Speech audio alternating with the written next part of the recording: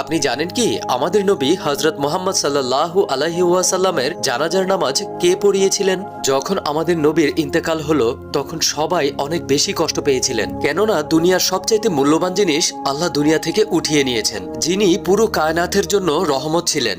হযরত আলী রাদিয়াল্লাহু তাআলা আনহু আমাদের নবীকে গোসল করিয়েছিলেন।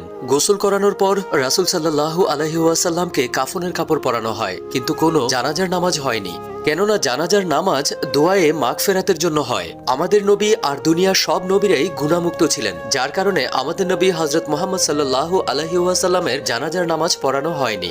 সবাই আলাদা আলাদাভাবে দাঁড়িয়ে আপনার সামনে এসে দুরূদ শরীফ পড়তেন আর আপনাকে সালাম দিয়ে চলে যেতেন। আল্লাহ আমাদের স্বপ্নে যেন আমরা নবীকে দেখতে পারি সেই তৌফিক দান করুন, আমিন। আপনি জানেন কি আমাদের নবী হযরত মুহাম্মদ সাল্লাল্লাহু আলাইহি ওয়াসাল্লামের জানাজার নামাজ কে পড়িয়েছিলেন? যখন আমাদের নবীর ইন্তেকাল হলো তখন সবাই অনেক বেশি